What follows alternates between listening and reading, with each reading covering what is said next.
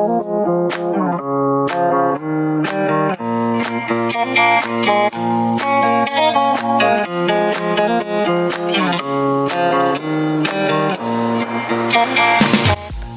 alle sammen og velkommen til vores tur.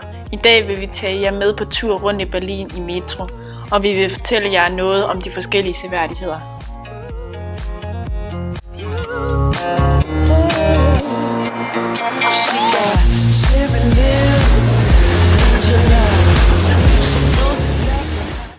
Vi starter ved Pegasus Hotel.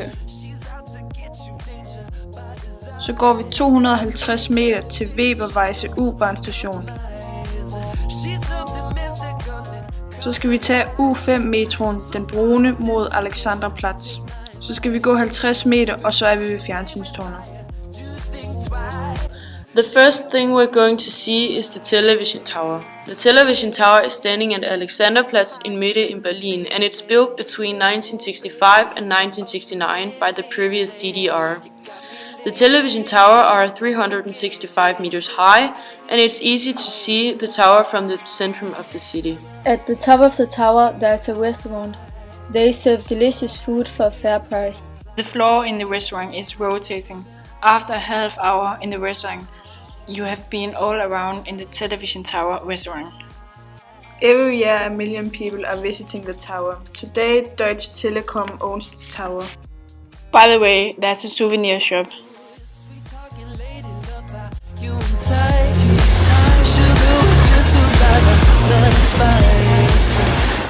Brandenburger Tor har i 200 år været et tegn for Berlin og for Tyskland.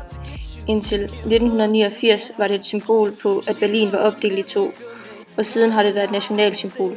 Det symboliserer også meget enhed, at man kunne blive enige om at gøre byen til en igen. Det er en byport imellem Øst- og Vestberlin. Det er den største og bedst bevarede byport i Berlin. Den blev bygget af Karl Gotthard Langhans i 1789-91 og var inspireret af Grækenland og deres stil.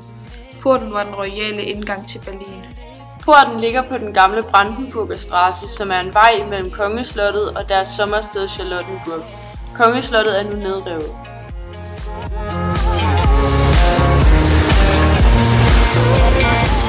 Checkpoint Charlie var den mest kendte grænseovergang mellem Øst- og Vestberlin, mens byen var delt fra 45. Checkpoint Charlie ligger på Friedrichstraße på grænsen mellem den dengang sovjetiske og amerikanske grænse. Navnet er ikke navngivet efter noget specielt. Da muren stadig stod, hed stedet for Kontrolpunkt C. Stedet var et af de mere dystre steder, hvor man kunne prøve at flygte. Det førte til, at mange mistede livet, da de prøvede at flygte. Den måtte kun passeres af ansatte ved de allieredes ambassader og militære organisationer. Checkpoint Charlie blev nedlagt 22. juni 1990 i forbindelse med Tysklands genforening.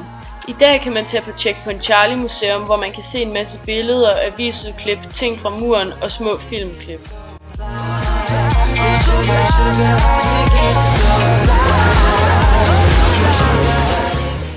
KaDeWe bedeuten Kaufhaus des Westens oder ein Kaufhaus im Westberlin. Es ist eins aus Europas größte Kaufhaus. Den liegt am Wittenbergplatz nahe Kurfürstendamm.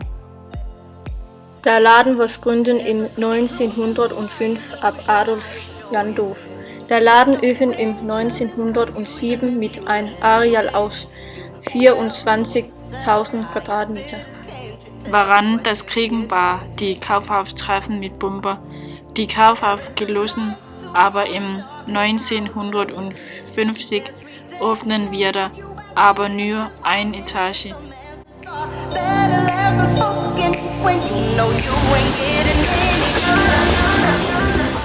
Kurfürstendamm var i 1500-tallet oprindeligt en sti lavet til kurfyrste prins Joachim II.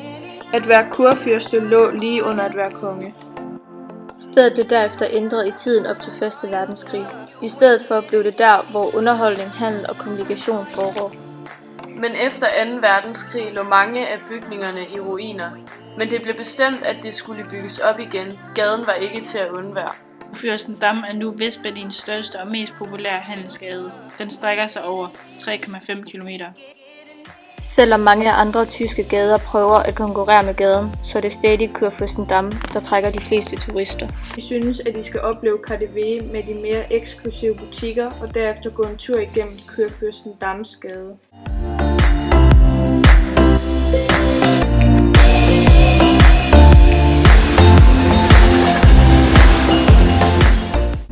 Olympia Stadium is a sports stadium. It was originally built for the Summer Olympics in 1936, so it was built between 1934 and 1936. There are 70,000 seats in the stadium. It is the largest stadium in Germany for international football matches.